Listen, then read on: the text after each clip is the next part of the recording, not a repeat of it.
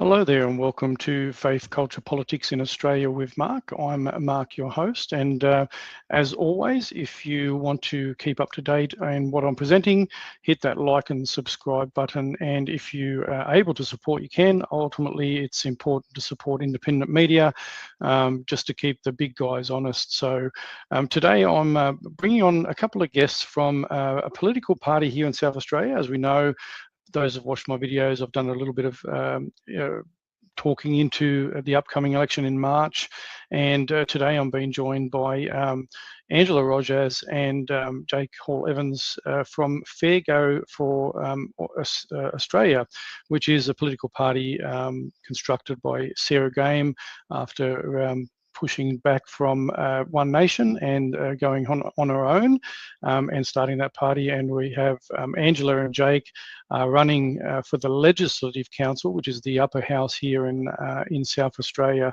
for Fair Go. And so joined by two South Australians who've been active in both community advocacy and politics. Jake Hall-Evans is a small business owner from Adelaide's western suburbs, a father of two and owner of a printing and signage company.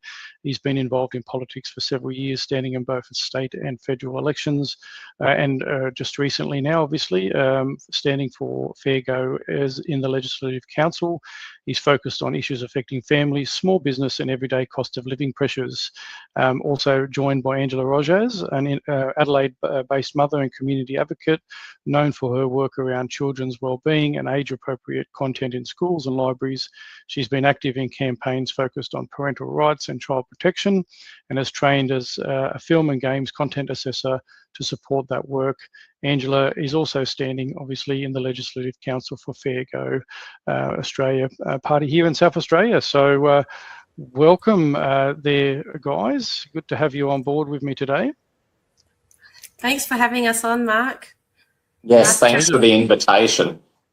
No worries at all. It's really good, and hopefully I've got most of that right. If there's anything you need to pick me up on those quick bios, you feel free to do so. That's kind of something that I've kind of gleaned as I went. So, Angela, you're not a stranger. I'll start with you. You're not a stranger, obviously, to my podcast here, Faith, Culture, Politics in Australia. You did join me a couple of times in regards to something that you're very passionate about as well, and I'm pretty sure you'll talk into that. So you joined me on a podcast where you talked about sexually explicit books targeted to minors, Yes. and gave a bit of an update there. So it's good to have you back on again. But Jake, obviously, first time.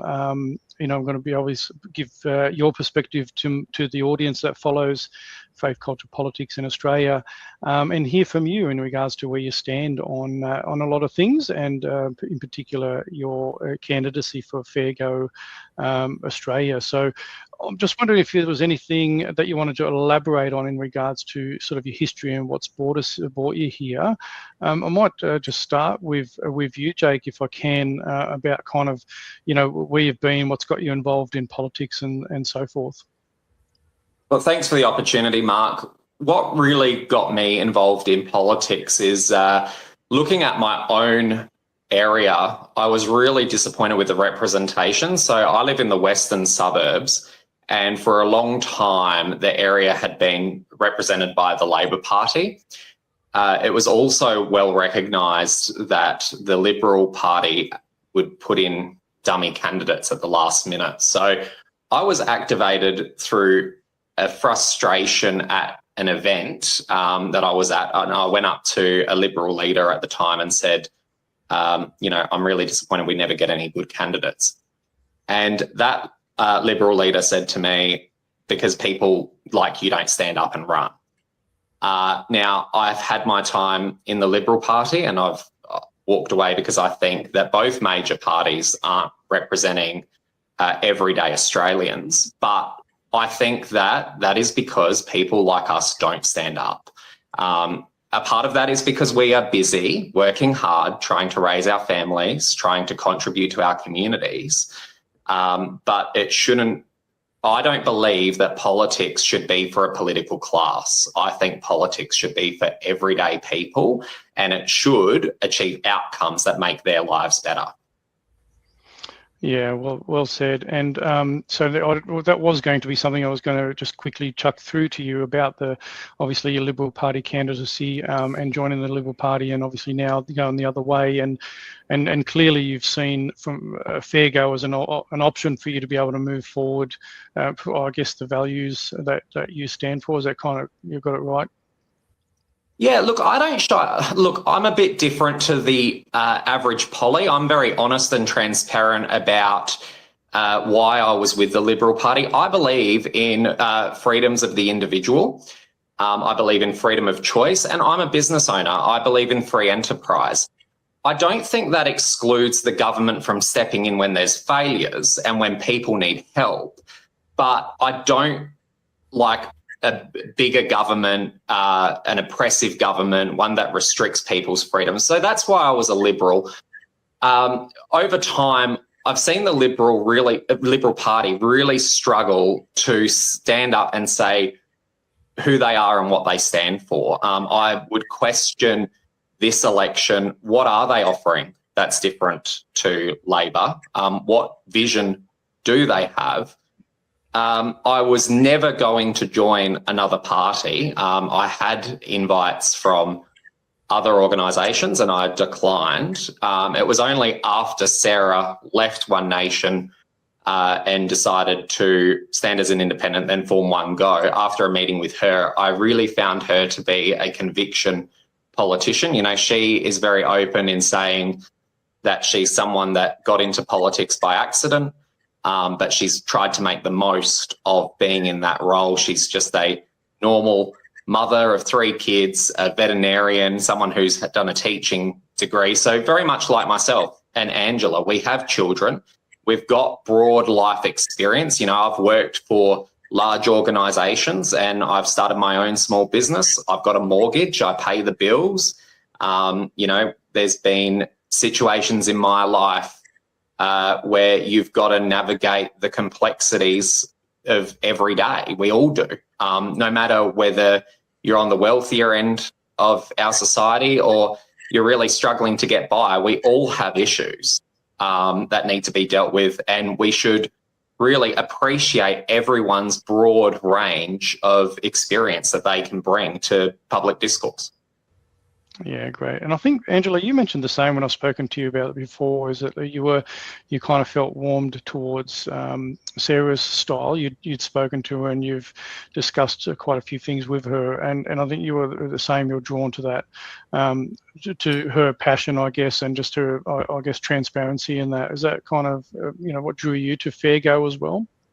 Yes. Well, over the last few years, I've with the book challenges, I've actually had quite a bit of correspondence with Sarah anyway, so she was well aware of what I was about, and she called me up and asked me to run.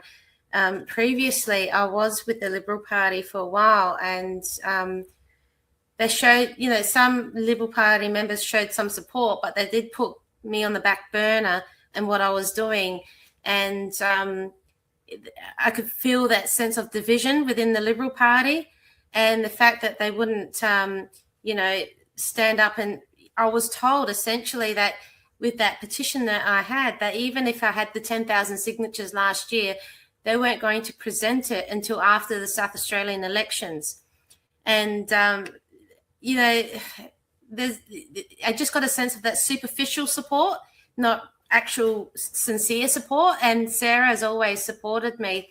And I've liked her viewpoints. I've resonated with some of the things that she stood for previously anyway. So we align with a lot of values, and that's what I liked about it. And, so I gave it a bit of thought. It didn't take me long to say, yes, like I want to run for Fair Go, and I can see her values and what she stands for. And, I'm in alignment with those. So, but coming on as a politician, why did I do this? Well, I started off as a mum homeschooling my kids, and I found problems, and I was very naive. I thought, okay, one deputation, a couple of meetings, people will see what I see and it'll be resolved. No, I went through every layer, local governments, state government. I went through classification. I went through everything. and so many, and bureaucracy, and I got so much pushback, and I realised how much problems there are, even in the education Department for Education, how much legislation has been altered over the years to get to where we are with when it comes to certain ideologies and things like that. So, you know, I started to see a lot of problems, and I just got to a point where I was starting to do what I was doing. I found my voice. I mean, public speaking is one of the hardest things I had to learn how to do when you're not used to it. Before COVID, before everything, I used to, before I was just a single mum homeschooling my kids, I had a home-based business. I was a remedial massage therapist. I was used to working one-on-one with people. I had to, for personal reasons, I shut my business down. I had a big clientele. I was working in the York Peninsula, a home-based business. So I built up that business. I had to shut it down. And I saw a lot of issues living in the York Peninsula too. So everywhere I go, I notice people. I see people, I listen, and I notice different problem areas. But I have been primarily focused on, you know, the children and keeping them safe. That was been my main focus. But I'm aware of so many issues across South Australia that just need to be fixed. And after I got used to public speaking, and speaking about pornographic children's books was the hardest thing to learn to speak about. That was very personally a personal challenge that I had to overcome. And then, you know, it showed that it was a public interest. I was invited to speak at many events after that.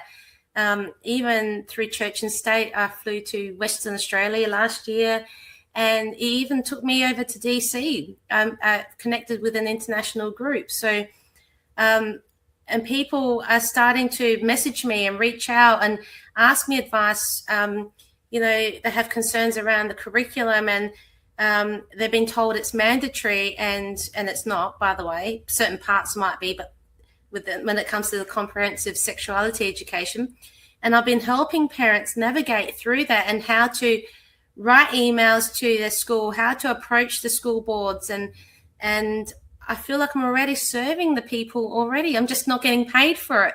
And that's what Sarah recognized in me, is that you might as well do what you're doing, but get paid for it if I can get elected. You know, so I haven't received any payment for the last few years of volunteering what I'm doing. I'm doing what I can in my spare time while I'm trying to be a single parent. But, you know, and I think, and I've had a lot of pushback or no response at all from the left, from the Labor Party members. And what I've noticed is the Labor Party is different than what it was 20, 30 or 40 years ago. My parents used to vote Labor, and I tell them they're not the same as what they were back then. And the Liberals are not the same as what they are now. And so Fair Go is sort of that, I feel like it's more that middle ground. You know, we can have that not too extreme right, not too extreme left, but and give the everyday person a chance to speak and a chance to make a change. I'm not politically minded, but here I am having a go. And you've kicked off the ball running. I noticed a recent post from you challenging, obviously, the amount of boards and you know, there's lots of talk about lobby groups and so forth, you know, that have the ear of our politicians and stuff. And so it looks like something that you're looking like you're going to get your teeth into there. This was from a recent post about the amount of boards and committees that have the ear of politicians as well. But just going through to Sarah's to the website there, and we're talking some of the policies, so you guys might be able to talk into that a little bit more. Is so obviously the ones that are listed there. We've got freedom, transparency, and accountability. Sarah's been big on improving men's health, education and family values, supporting veteran wellbeing, reducing cost of living, obviously, which is massive, and unified South Australia, which is something that I've talked into recently about the First Nations voice to Parliament. So there's quite a bit there, and I've been really open openly talking about that, because here in our state we've had 65% of South Australians vote no in the referendum. We've had a state that's gone ahead and implemented a statewide voice to Parliament, and we're now talking about truth, treaty, reparations, and all those sorts of things, when 65% of South Australians. So I see that as quite a brave thing for her to push back on as a party. For all of you now, I guess you're representing fair go going forward.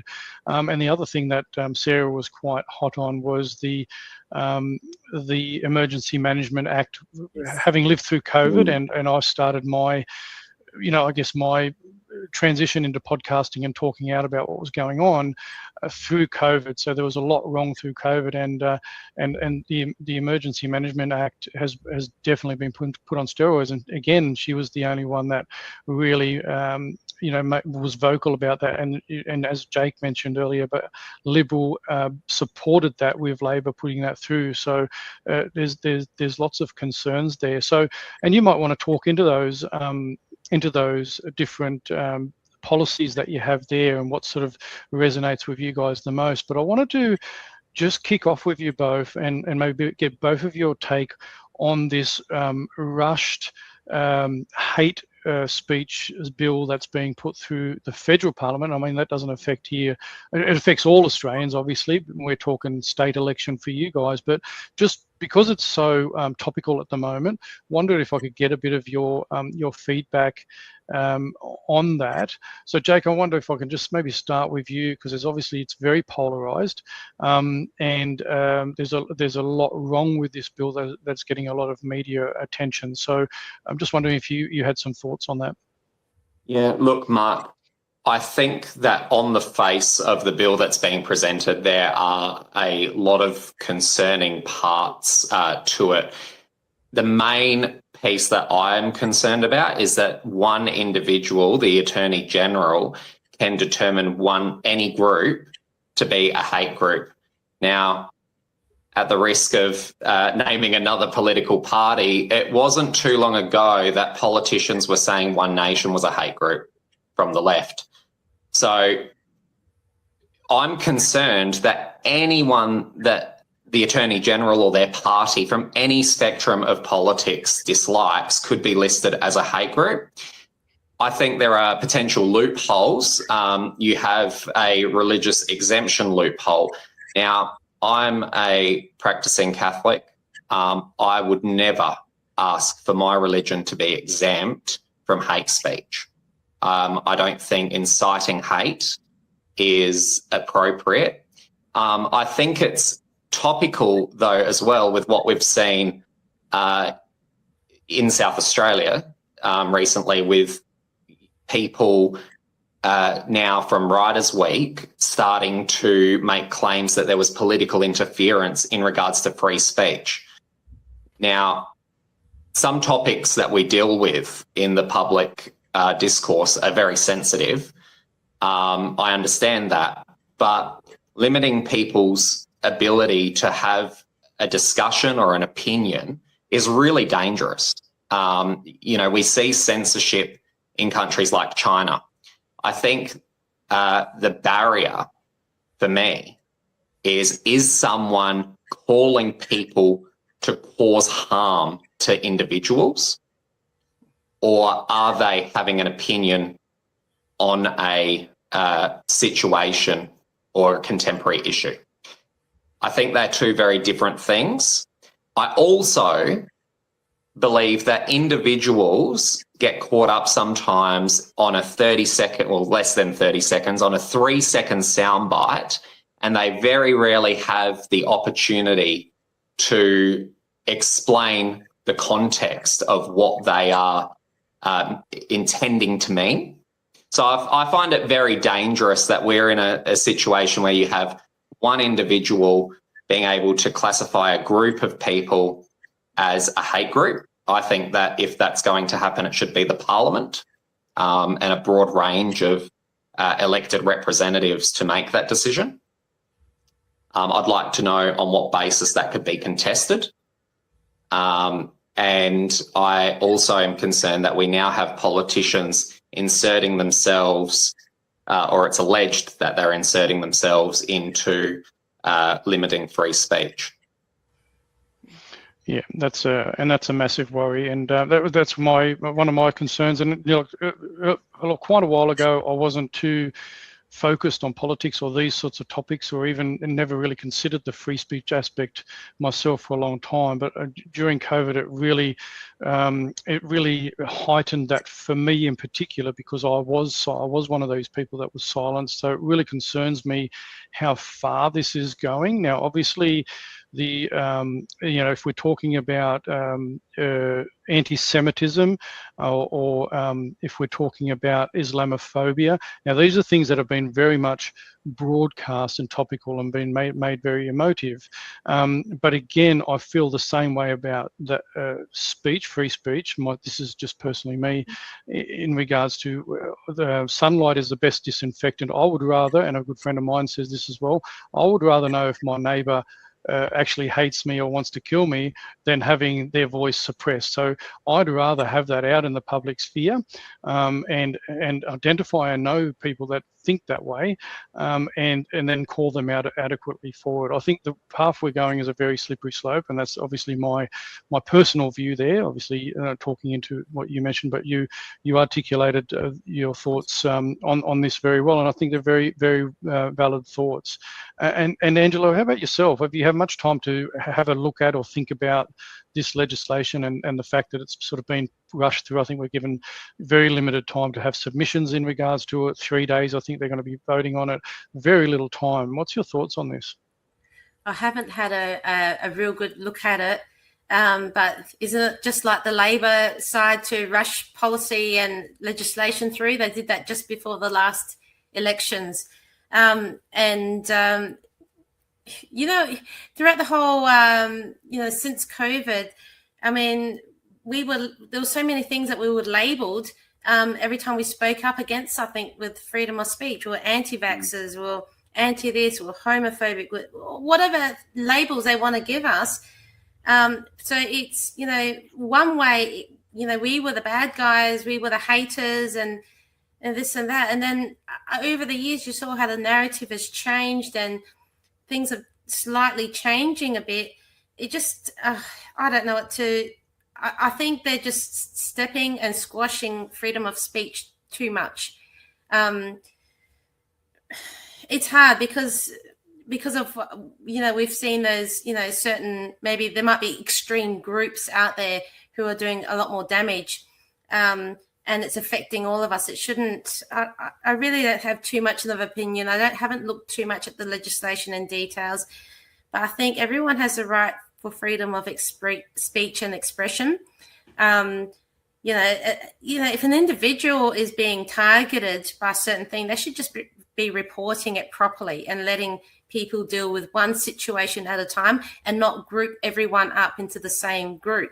It's like when there's a rally through the freedom movement, mainstream media call them sovereign citizens. Well, we're not. No one, I don't know who our sovereign citizens are, but they seem to clump everyone together into these labels. So I think when it's just, or the neo-Nazis, you might get a rally which is very peaceful, and you get a group of 5 people who cause trouble, who do the Nazi salute, and the whole lot are neo-Nazis. Well, they're not. Most people are fairly peaceful, and we express ourselves and fairly well. You might get a few people here and there, but I don't know. I think there's too many. When there's too many laws, we're not in a democracy anymore. We're being restricted of our freedom, our rights to express ourselves. I feel like this is just one way to control the narrative. I think Angela makes a really good point, or 2 good points. I would say, one, why is this legislation being rushed? My own view is that the government can sense that the community's palpable, that their response has been really subpar, and they think rushing through hate group bans and, further gun restrictions are going to carry public favour. I think it's a distraction from their mishandling of the situation. I would like to know and I know it's a bit retrospective, but under their proposed laws, which group would they have outlawed?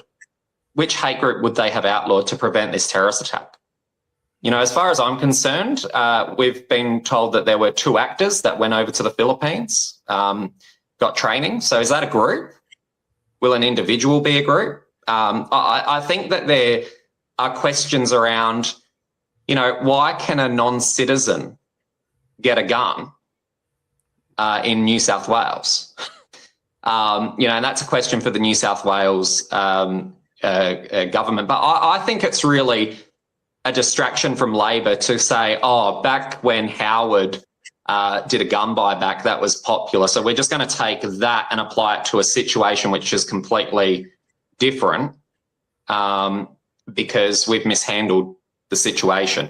So I think Angela's correct. They've rushed this through. I would say the reason it's rushed through is because it's a distraction that they need to try and carry favour with the Australian public. And yeah, I would ask them, where, you know, how would they have applied this previously? You know, if they had these laws in place prior to the incident, how would it have applied? Yeah, no, it's a fair call, and all very valid, very valid points you're making on that regard. As I said, I'm not a favour. I swing more towards free speech absolutism. I think, you know, ultimately there is some nuance around that, sure, but ultimately, as much as practicable and possible, there should be no restriction on speech whatsoever. I just wanted to flip it a little bit and just quickly talk into, obviously you're both running for Fairgo, obviously, in the Legislative Council now. Jake, you ended up in the position because of a little bit of turmoil within the party itself.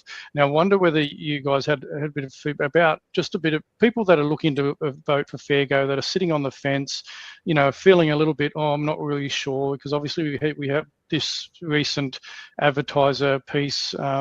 There's been a bit of fracturing between, obviously, the previous Legislative Council candidate. Obviously, that's why you're in the position, Jake. But also, there might be some people still that were, you know, obviously fans of another political party that Sarah stood down from.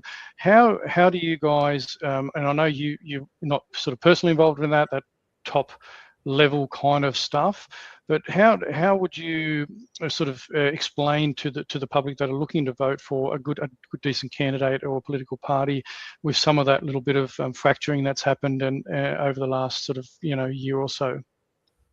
Look, I would say, yeah, my response to that would be that I would disagree that we're in turmoil. We've got candidates that are passionate about representing people that have, you know, that don't feel they're being represented by the major parties. Whenever there's a disagreement between people and they separate, there's always, I suppose, disagreements, and it's a shame that they're being aired through the press. I would say for Angela and I, we're candidates. You know, we're not on the incorporated association, so we don't have the all the information. I think that's being worked out between the parties. And, you know, while these things are being worked out, I don't think it's appropriate for them to comment to us or for us to comment to the media. I wouldn't speculate on it either. But what I would say is that we're campaigning. You know, there's key policies that we will be presenting that will have really strong outcomes for people. I think what people get frustrated about, and if we want to talk about turmoil, we should look about the turmoil within politics. You know, politicians often say things like, we'll reduce the cost of living, right? And that's something that at the moment everyone's feeling. They come up with empty promises. Well, we've actually launched a policy that will ease the burden of cost of living by abolishing councils and council rates. It's tangible. If we are elected, we will present a bill that the Parliament will get to scrutinise, removing councils and council rates. So there's a very tangible outcome for people who want to vote for someone, as opposed to, oh, we're just going to lower the cost of living. And And I think that's what makes us different, and what makes Sarah different is we are outcomes focused. So, you know, I don't want to be cute about it. Obviously, it's there. People can see that, and there is a dispute that will be resolved, I hope. But in terms of our knowledge on it, Angela and I are in the luxurious position of just being candidates that can get out and talk to people and, you know, come up with good policies that they care about, that policies that aren't being talked about. You know, we hear things like, oh, we're going to be tough on crime. We're going to increase police funding. Well, what's the outcome? You know, how are you going to do it? And that's where we are different. We're going to actually have policies that people can say, right, they're going to do this step that's going to have this outcome. Yeah, no, fair enough. No, good on you. And Angela, any thoughts on that? Look, like Jake, I've been kept out of the loop with the background and organisational stuff. And I'm focused on what policies I want to present to people. I'm focusing on listening to people out there and finding out what they want me to do if I represent them and the type of things that concern them. That's been my main thing at the moment. And, you know, I might have a few policies that I just want to focus on. I'm not too focused on, you know, mainstream media and their viewpoint on a particular story because, you know, we know how they like to exaggerate things as well. You know, so until I know all the details, I can't really give a straight answer.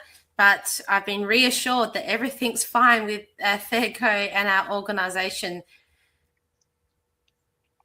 No, good to hear. No, and that's fair enough. And I mean, and again, the media does really, you know, target on things. I did a piece recently in regards to it being a, you know, two-horse race. You know, whether you've got Liberal or Labor, and parties like yourselves that you represent, Fairgo, tend to either if it's seen in a bad light, then the media will come after you. If you're doing good stuff, they'll leave you alone. But the focus will always be on well, more so the incumbent, which is currently obviously Labor, and Liberals have been obviously getting a bit of a hiding because they obviously haven't been performing that well, and there's a lot of infection as well. So, and this is unfortunately the way that the media works. I want to jump in. Sorry, yep. I want to jump in. Last year, I did 3 interviews with the Advertiser with some of the success and progress I've had with the Libraries Board and all the challenges I've done, and it never passed the editing stage. Yep. And we've known from the rallies, when they report 1,000, or, you know, they might report 500 people and it was 5,000 people. We know they tend to exaggerate and report a certain way. I know when Sarah has, you know, when she presented that Babies Born Alive bill, that last one, you know, I was standing right next to her when she was being interviewed, and they edited out the really important bits that people needed to hear, all the crucial information. So, you know, they pick and choose what they want to write as well. So, plus, you know, that's pretty much what I want to say about legacy media and how they present anyway. So, you know, they might have a bit of truth into it, but rest assured, Fairgo, the organisation, is doing well. Yeah, no, good to hear, and thanks for that personal, you know, testimony on that, because, you know, so often we see that with the mainstream as well, and you know, they say, oh yeah, we're going to interview. I've heard this from other people as well, and then they either just grab a soundbite, chuck it in there, and don't always put you in the best light, or just don't cover the story at all, even if it is good stuff that you've been doing. So it seems to be very agenda driven for sure, and we know that.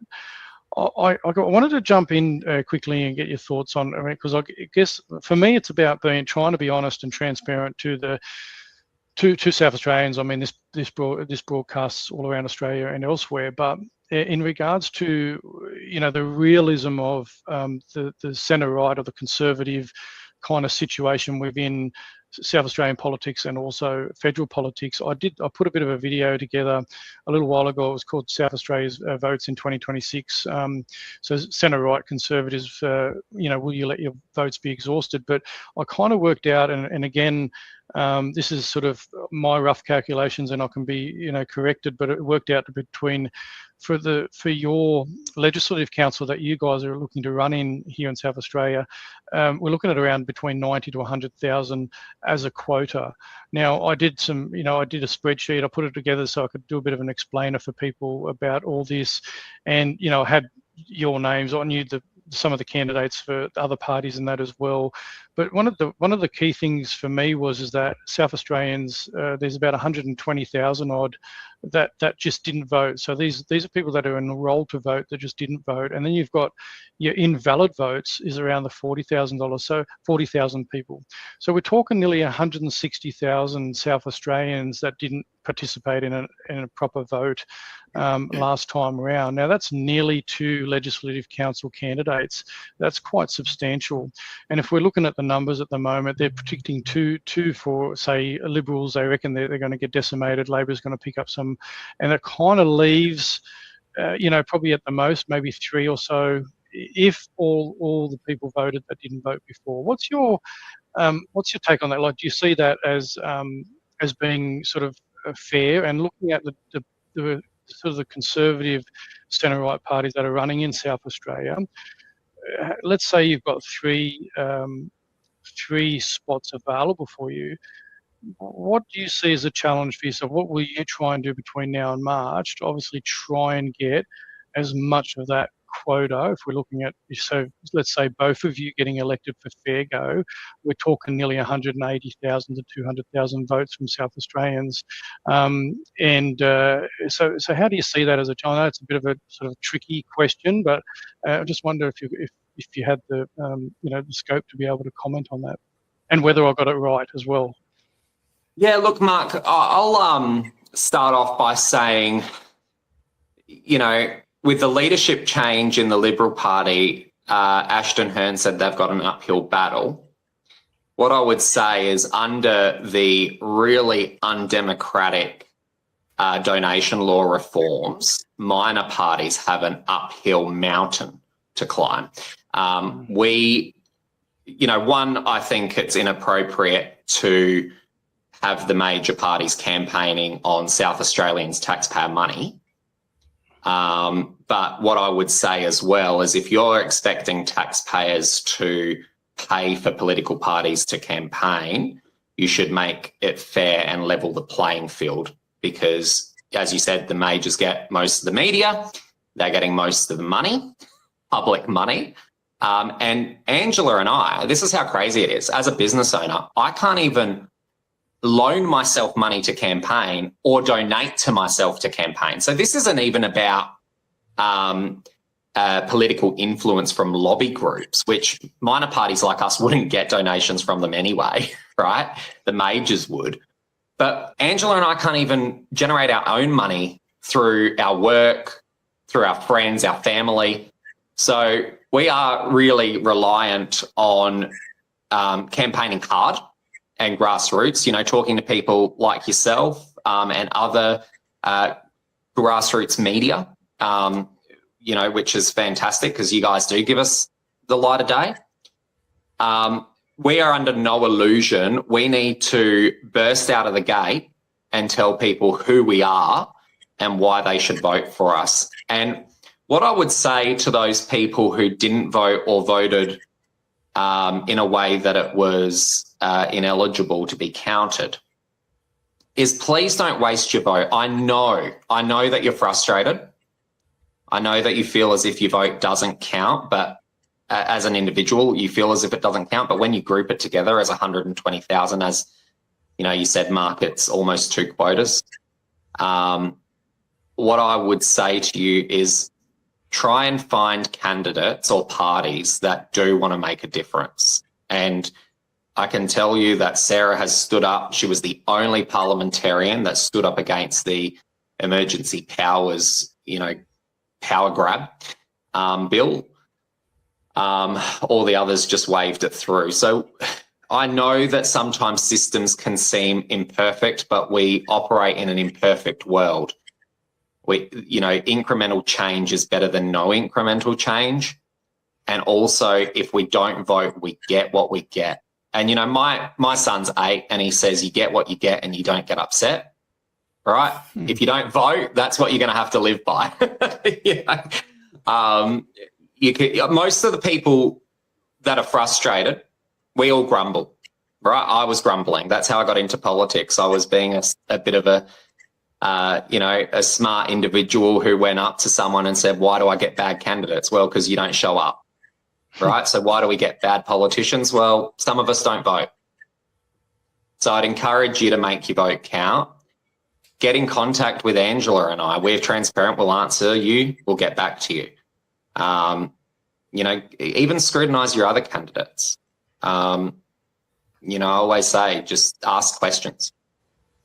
Yeah, good call. And again, one of the reasons I made that video is because it was really, you know, for me, I genuinely want to see some challenges to Labor, Liberal and Greens in the Legislative Council. I think that's where we've got a real opportunity to be able to pause bills, to challenge bills that have been rushed through, and you can't do that when you have a majority Labor and then you have Liberal who seem to be almost Labor light, supporting bills that are very, you know, that aren't in our best interests. And having candidates that challenge that is what's needed. So that's why my message to the, you know, 160,000 South Australians was that, is say, look, as much as it might hurt you, as much as you've lost trust and feel like nothing's going to change, here's some people that are putting their head above the parapet and willing to have a go for you. And so, you know, at least maybe, you know, take the day out on that one day and put a decent vote against people that could potentially make a difference, and which is what you guys are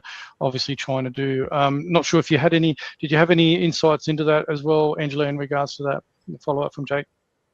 At the last referendum, I was a scrutineer, and watching the scrutineer, and I know even for the previous elections, I know I've seen how people vote as well.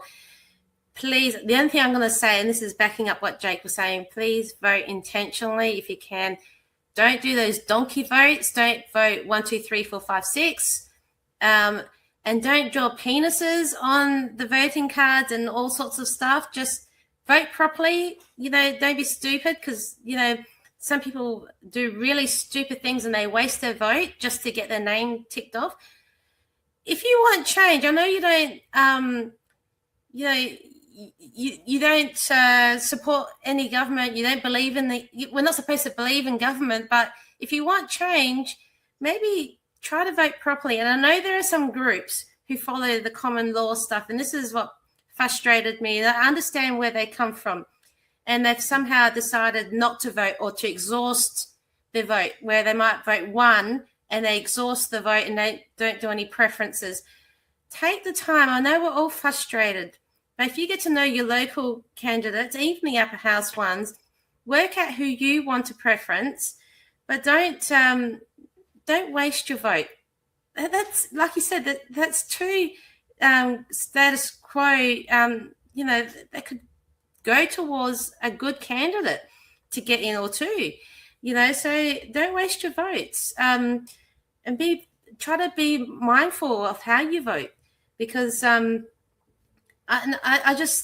do get frustrated with some of the common law people who opt out from voting at all, and that frustrates me. And I understand why they do it, but you know, we can't.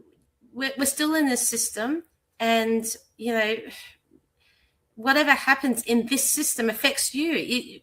It's just the way it is. As much as, you know, you can't win Monopoly if you're playing tic-tac-toe. Yes, you found the right words. Perfect, excellent. You know what I was trying to get at? I was just, yeah.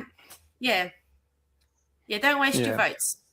Yeah, no, good call. I mean, that's been my messaging as well. I get it, and I get the frustration. I truly do, and I've been, you know, I've watched, you know, some of the messaging around the common law, but also constitutional experts that, you know, challenging a lot of stuff that's going on in our country, and we you know, definitely get and understand it. But here's, you know, obviously, as I'm saying, there's people like yourselves and other parties that are looking to challenge the status quo, So give them the best opportunity to do that. And you did mention there just then too, Angela, about preferences, you know, and exhausting votes, as I think, and this is another thing that I really try to hit home with people as well. And if we look at, you know, you guys, and let's say there's, you know, you get 150,000 odd people that go, yeah, no, I really like fair go, like what Angela and Jake are standing for, I like the conversation, they've just watched this and listened to you speak, and you know, the quota's around 200,000, you get 150. Now, ultimately, if you got similar parties, similar alignment, you know, sort of similar views and that, let's say you vote for one of the others, which could be United Voice or you know One Nation, whatever, which do have some similar sort of alignment, rather than just voting one and exhausting it. You know, put your preferences into one of those other parties, so that amount of votes doesn't get thrown. You know, you might get a full quota, and you know, one of you get in, and 50,000 votes just doesn't get, you know, destroyed and lost. It actually goes to someone else. And I know that, you know, your party, Fair Go, will more than likely do some how to vote cards and that. But I wanted to stress, and just obviously where you guys stand on this, I wanted to stress to South Australians that I believe the vote, and the vote belongs to the individual person. And my message to all South Australians is research your individual candidates to see whether they align with your values and beliefs, and then put them a number against them. And not just nilly-willy, but be intentional about your voting. Is that kind of where you're at, Jake, with that? Yeah, look, I am a massive fan of people doing their research and exercising their own preferences. What I would say is the how to vote cards, I believe, originated out of trying to help supporters understand like-minded aligned parties. I think not through anyone's fault, not the voters' fault. We've become busy. We've got so many distractions just trying to get ahead, get by, that it seems easier sometimes to just grab that ticket and vote accordingly. But once again, sometimes there are deals done behind the scenes, and you're not necessarily voting for aligned parties. I think we saw that at the last federal election, where a lot of Greens lost their seats in Queensland. In the prior election, that actually benefited from Liberal votes and Liberal preferences, and that won seats. Now, those seats naturally went back to Labor.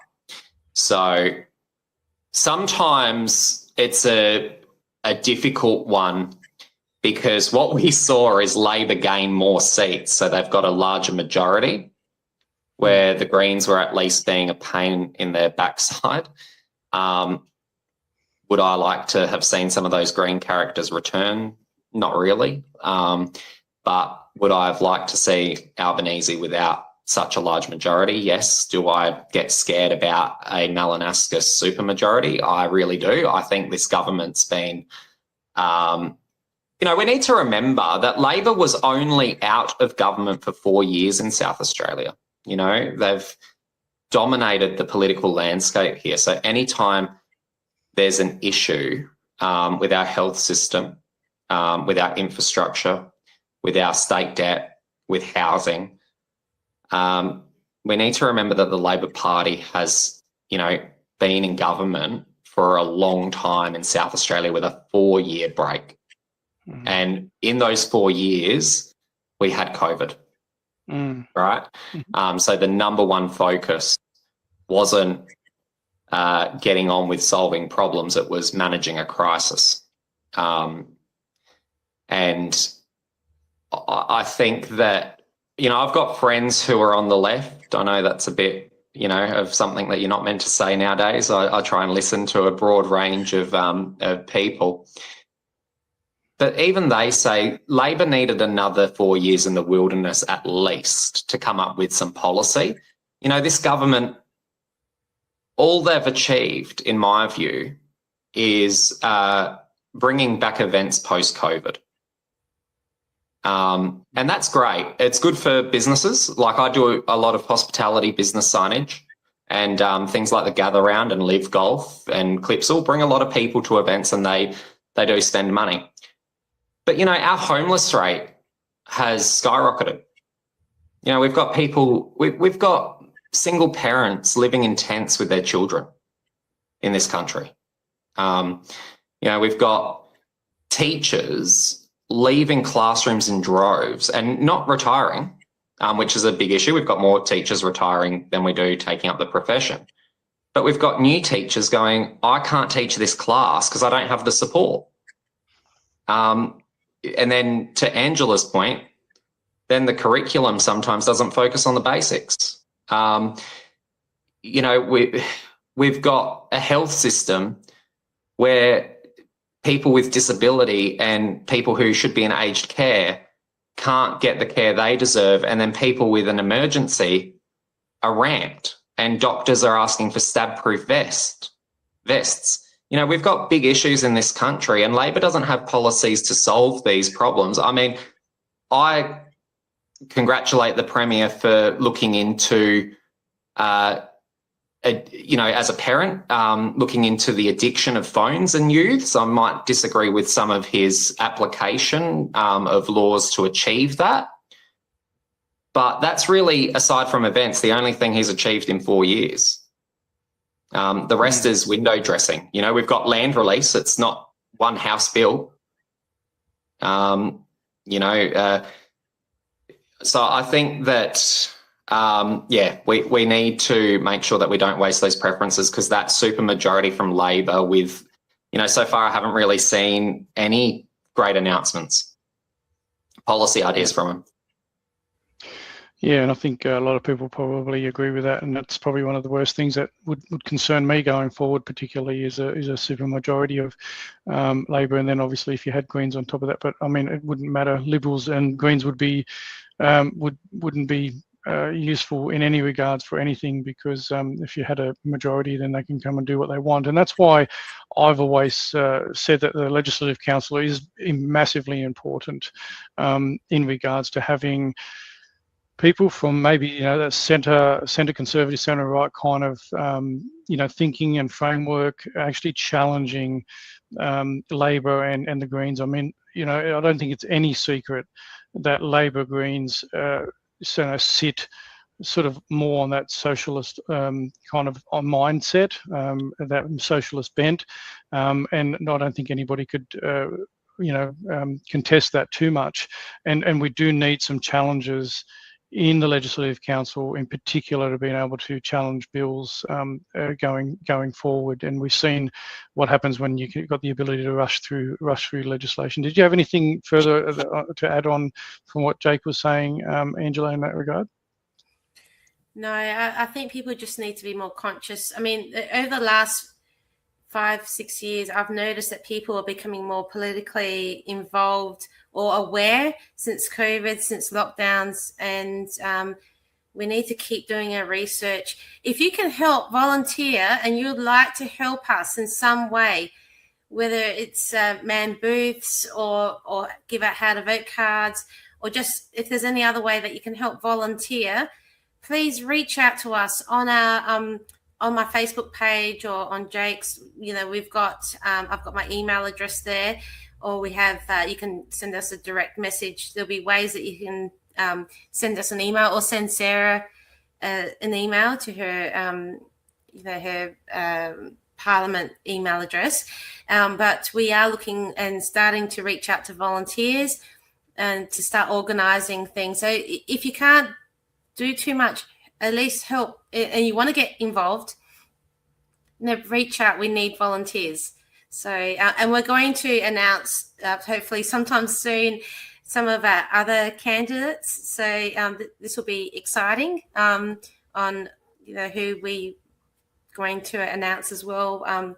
Just waiting for, you know, things to finalise. But yeah, just we can't waste our votes. We need to be conscious. If we want changes, you have to be willing to either be active, be involved, and get to know the people, get to know us. We're going to have some meet and greets towards, you know, towards the end of the race, and come on, just email us, make time. We're happy to meet you and listen to you and get to know who we are, so you'll know who you're voting for. And that's the thing. Get to know a few candidates around and you'll know what to do. But get active if you can. Volunteer. Yeah, no, and this is the big thing, and obviously, it's why I use my platform is to give the voice to those that aren't getting as much of a voice in other realms as well. But that is the key. If people do want to support, that, you guys need volunteers. You need all the help you can get.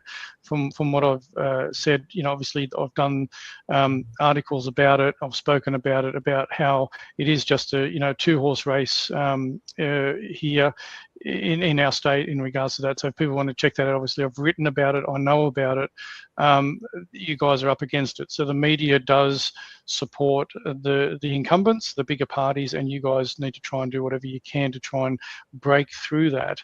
And that includes anybody watching. If these conversations resonate with you, and you do want to give people like Angela and Jake a helping hand, the key is to share this content as well. Share it amongst your networks and your groups, because otherwise, we know with social media suppression and that there is a bit of that. So that's why I do upload on the Rumble. It's more of a free speech platform than some of the others, if you happen not to see it on others. So look, the key thing is getting your messages out there and people helping and supporting in that way as best they can.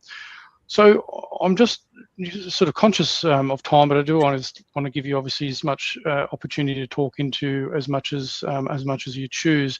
But in regards to key policies, what are the things that are really sort of that you're passionate about in regards to the policies that are kind of being presented by your party? Now, we did cover obviously earlier. This is the website. We talked about transparency. I mean, if you're obviously in there in the Legislative Council, there's obviously all the things that you'd be looking at focusing on. But do you have anything in particular you think really stands out for you to tackle, as urgently as possible? And might just start with you, Angela. Besides housing and health and all that, I want to look at the scrapping the no jab, no play.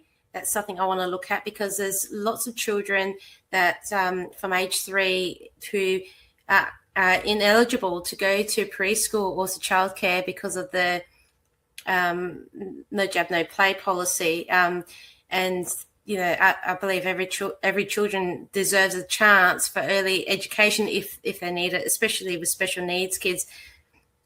Also, I like to look at, the education and changing the sexuality, comprehensive sexuality education, making it non-mandatory, making it based on biological truth and age appropriate. So there's a number of things I personally want to look at in those sorts of areas, and also supporting teachers and SSOs and children in schools as well, for better educational outcomes and better supports. So they're the main 3 things I like to personally focus on. But there is a lot of areas, housing and cost of living, and especially public housing and things like that, and people who might be on NDIS waiting list for housing or whatever. There's a huge long waiting list on those sorts of things. Even public housing, there's a long waiting list. So there's a number of those sorts of things. Homelessness and mental health is a big one for men and women, especially around abortion. That there was a lot of conversations about the reasons why women might choose to terminate a pregnancy. I would like to give more support to those women so they're not faced with that decision, because they might, feel like they have no choice but to terminate for whatever reason, because they're in survival mode. So if we can give them more support, something just popped up on my screen, but I'll get rid of that.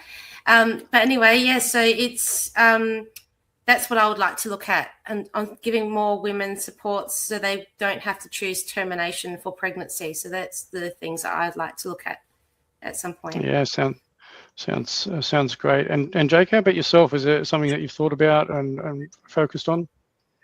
Yeah, look, one of my passion areas is to do with housing. I would love to see more Australians own their own home, but I'm a big believer that if you get up, you show up, and you give it your best go, you should also be able to live in the community that you work in. So I do think that we need to return back to what public housing in South Australia was, which was housing for workers that can't afford to live in the area that they work.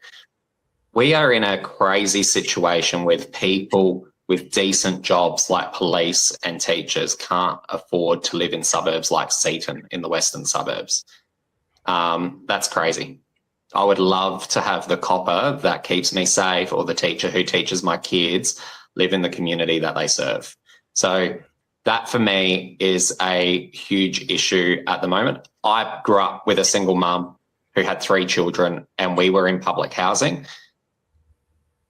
Our story was that when I was 12, my mum had saved enough to buy her own home. So I see it as a stepping stone for people, and I think we should try and lift people up. But at the moment, we're in a situation where we tell people, I mean, there was an article where a public servant told a mother of disabled children to manifest a home and buy a tent. And that's just not good enough in this country. I think teachers deserve a lot more support, and we've gone through a period where we've integrated children into classrooms, which is great, but we haven't put the support behind teachers. So there's children with additional needs, and they don't have the SSOs to support them. So we'd love to see those teachers supported and the learning outcomes achieved for children. But another focus of mine is to ensure that people with clinical mental health conditions are provided the care that they need. So we closed a lot of mental health hospitals, psychiatric hospitals, and threw those people into the community. We didn't provide them with the mental health nurses or medications, and they're left to their own devices. They're usually in public housing. Public housing isn't a psychiatric hospital. And we don't have supports for people who are trying to fight substance abuse. You know, being tough on crime and throwing these people into corrections isn't a long-term solution. They cycle through. And I think the system needs to look at whether people are in corrections because they deserve to be there, whether they need to go on a diversion program, or whether they need mental health support. It's costing our state a lot of money to not confront these issues, but we need to. We need to have these tough conversations. The other thing I would say in regards to transparency and accountability in politics is we would like to see our politicians held to the same account as us, as, you know, everyday people. I cannot believe that the major parties banded together and passed laws that exempt them from ICAC, from the corruption investigation body in this state. If we have a corruption investigation body in this state, politicians should be able to be investigated. I would like to see ministers provide transparency around who they meet with. You know, the government has taken away donations because they're worried about political influence. Well, let their diaries be open to the public so that we know who is informing the decisions that these ministers make.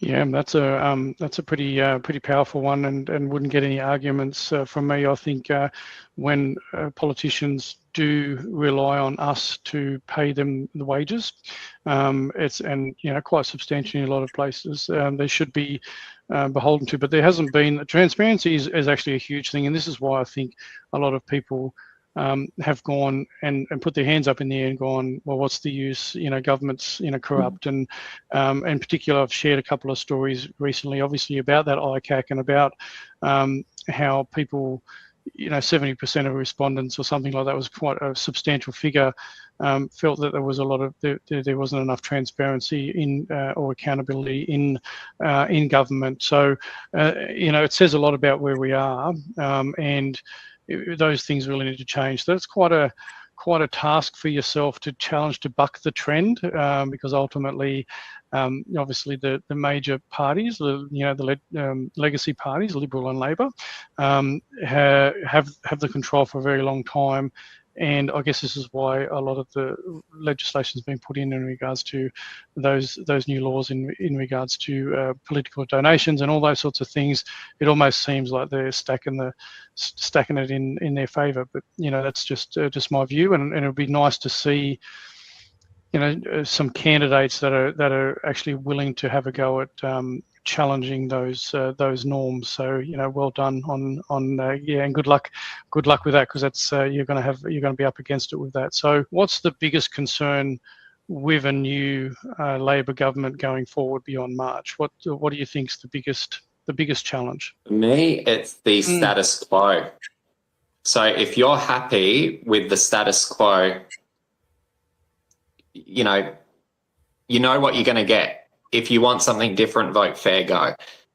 What I would say as well is, Mark, before you spoke about Labor and the Greens being on the socialist side, we're dealing with a Labor government, in my view, that is a very different socialist beast, where, from my perspective, South Australians are socialising the risk, and we've privatised some of the profits. Now, I'm a free market person. You want to invest your money, take risk, benefit from taking that risk, go your hardest. But we've seen situations where the taxpayer has stepped in to buy assets like the brewery site at Thebarton in Adelaide. That housing area is going to be developed by developers. And if we're buying that premium land, what return are we getting? And that should be very clear to the taxpayer. I think it's incumbent on the government to say, we're spending X amount of million and we're going to get so much in return, or they need to say, we're spending this amount and it's South Australians who own it, right? It's got to be one or the other. I want to know which developers are getting it for what cost, and that needs to be explained and transparent. We've got a situation where, we stepped in to, with Whyalla, we gave the steelworks at a low price to Gupta, who ran up millions of dollars of SA water bills before the government stepped in. And he sure gets the asset taken off him. But what happens to all those water bills? Apparently we can't get things operating because he still was in ownership of the ports in Whyalla at the time. So we've now bailed out Whyalla, which I get because people have jobs that we need to support, and it's about sovereign capability and having that steel there. But who's the next person that's going to come in and buy at rock bottom price when we've had to, socialise the risk? We've kept it afloat. So although ideologically I sit on the free market side, if the government is going to spend your money, you should benefit. So if, we need to get that steelworks up, then the South Australian government needs to run that steelworks until they recuperate the cost, or a deal needs to be structured where we recuperate that cost. So I look at, decisions that were made. The government also made a decision around water infrastructure, where South Australian households and businesses are paying 2/3 of developers' water infrastructure cost. And I didn't hear from the press release, and I watched the whole press club press release, where there was going to be a guarantee that developers would sell housing at a cheaper price because the taxpayer is subsidising their water infrastructure costs. The claim of the government was, if developers have to pay less, the house will cost less. Well, without a mechanism there, they're just pocketing the money that we've given them. So that comment around, a socialist government, well, it's almost been turned on its head in this last term of a Labor government. We've paid for everything and we're not owning anything. I mean, it just doesn't add up. If, I mean, tell me I'm wrong, but that to me seems crazy. It's like an upside down socialism where, the hardworking South Australian public pay for this elite group to own everything, and we don't even recuperate our money. So, I don't have a problem paying taxes if it's going to something that is worthwhile. But that reverse socialism or upside down socialism and government waste, like Angela did a post about the boards, but, we also saw this hydrogen pipe dream, right, where we've wasted, I think it was like $500 million. I'd have to check the figures on this hydrogen pipe dream. And I'm telling you, if I worked for a large business, if I wasted that much money, I'd be sacked. Mm-hmm. Like I was a general manager, I would have been sacked. Yeah. 100%, and this is where there's no accountability. And you made some very very, very valid points there. It's and we've seen that even just in the latest land acquisition from the farmer over I think it's over in the southeast, where that massive land acquisition from the cattle farmer and so forth, and can be turning into potentially end up being part of native title claim of that as well. And there's so much wrong with all of this thinking. So no, definitely a huge concern. Thanks for your thoughts on that, Jake. Angela, what about yourself? I was just listening to Jake and all the points that he was bringing up and thinking about myself. For the past few years, I've only focused on one thing, and I was able to break through and get success. So I'm very determined. I've got self-control, discipline, and I'm very stubborn, but I've also not overly extreme in my points of view. So if you vote for me, you're going to get someone that will fight all the way to the end and try every single angle to fight for the things that you want, and try to get that breakthrough. There's so many things. I don't want to talk about all the different issues there, but I know where my heart is. I know that when I do something, I give it my all, and I'll try absolutely every way to go about it, and I'll campaign everything off as much as I can. I'm not overly politically minded, and I'm not a career politician. So, I understand a lot of things happening in the world. I don't know if I'd call myself overly conservative or whatever. I think I like to be more, I'm fairly reasonable. I see both sides of everything. And I'll fight for the right reasons. But when I do make up my mind, I will put 100% on what I do. That's all I can say is when I'm committed to something, I will see it all the way to the end. Yeah. That's the only thing I could say about me and my qualities as a candidate, because I've never been in this position. All I've seen is why do they call it a swamp? Well, I understand why it's a swamp, and I would like to investigate, and keep the bureaucrats and everyone on their toes. That's what I want to do. I want to investigate the finances, why are we overspending, why this, why that, and I want to get to the root of every single problem. That's what I would like to do. Yeah, I think an analogy comes up as what was the old saying? Is keep the bastards honest. Sounds like it's what you guys are going to do. And look, I've seen the work. I've followed what you've been doing in regards to the kids and the literature and stuff like that, and I can personally attest to that as well. But look, I wish you, both of you, all the best. Obviously, my view. I've said this from the very beginning is that I won't promote to anybody to vote a particular way. I'm obviously giving a platform to those that do want to share what they stand for and the values and to give the voter the best opportunity to discern which way they're going to go, and encourage them that they are the ones that control the vote. And the key thing is they need to get to know their candidate. What is the best way that for people? You mentioned obviously as things get closer, we're sort of January, middle of January, March is going to be the election. There's not a lot of time. So you mentioned earlier that there's going to be some opportunities for you to have meet and greets. You're going to be organising things. You both have a social media presence. I know that you're both on Facebook.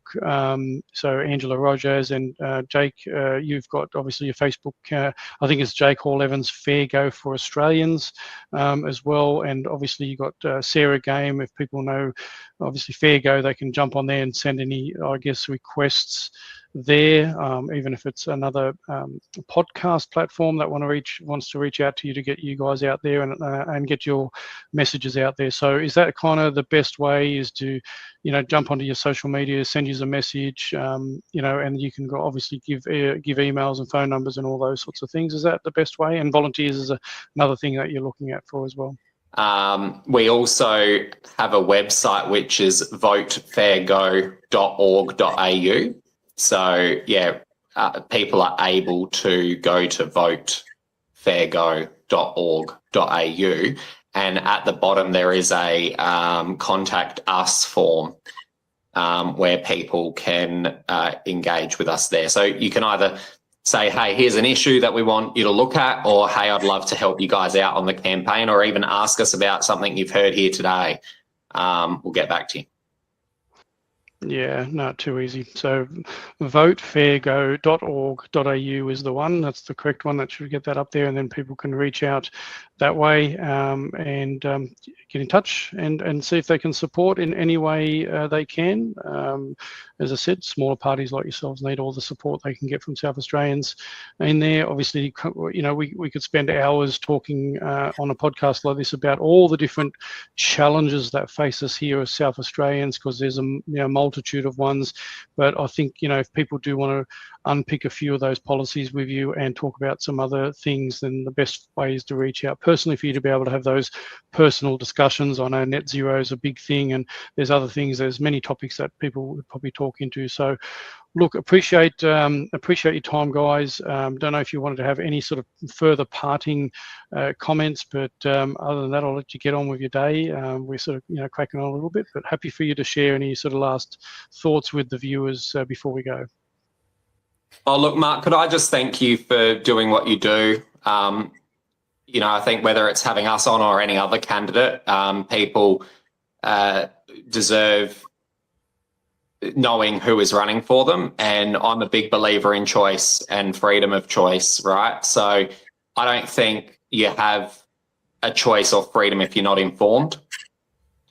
So I think, what you do and other independent media outlets do is really important to the discussions that we have as a society. So thank you.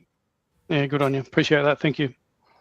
Thank you, Mark, for having me on again, and for both of us. And look, I don't want to keep anyone, any longer than what we need to. But I really appreciate you giving us a platform to say what we need to say and get our voice out to the public that mainstream won't reach. So thank you so much, Mark. Yeah, pleasure, and that's what I'm there for. I never, as many people, been doing 5 years. I've started my journey and waking up to a lot of things, and I've been sort of dragged into this not because it's something that I ever aspired to do. I thought I was going to retire from the disability sector, but our state government put an end to that through COVID, and here I am. And who knows, maybe it's what I'm meant to do. But I'm really enjoying it. I'm enjoying having the conversations and being able to bring your voices to as many people as possible. So good on you guys, and wishing you all the best. Enjoy the rest of your day. Thank you. Thanks. Most welcome. Well, there you go. Well, thank you for joining us on this another episode of Faith, Culture, Politics in Australia. You've just been listening to Jake and Angela from Fair Go Australia Party here in South Australia that are running in the Legislative Council here in South Australia. So if you want to reach out, as said, reach out to them via that website, which I'll just bring back up there again for you, which is Fair Go for Australia, votefairgo.org.au on there. And ultimately, if you'd like what I've brought you and you'd like to support me, I will never put any of my content behind a paywall. I want to bring this information to you. But if you want to see more of this, if you'd like to see me spend more hours bringing you research, bringing you interviews, bringing you content, then you can support me if you've got a pay ID at info@fcpaustralia.com, or buy me a coffee at buymeacoffee.com, Mark Neugebauer, and you can support me that way. Otherwise, my content will continue to be free and available to you, but obviously I'd love to be able to get your support as well. So look, really thank you for joining us today, and I hope you enjoyed the conversation and getting to know Jake and Angela there from Fairgo. All the best, and God bless this great nation of Australia. Bye for now. Good evening. Could I have your attention for the next 3 minutes? I'd like you to see and hear something which we feel is rather special.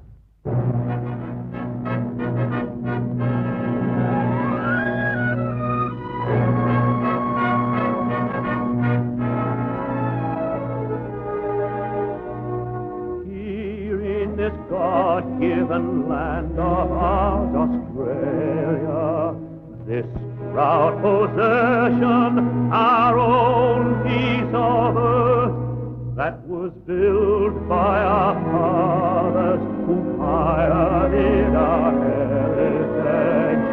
Here in Australia, the land of our birth. God bless Australia, God bless Australia, all of the Anzacs, the strong and the free. It's the home and the homeland to cherish for eternity. God bless Australia, the land of the free. Here in Australia, we treasure love and liberty. Our way of life, all for one, one for all. We're a peace-loving race, but should danger ever threaten us, let the world know we will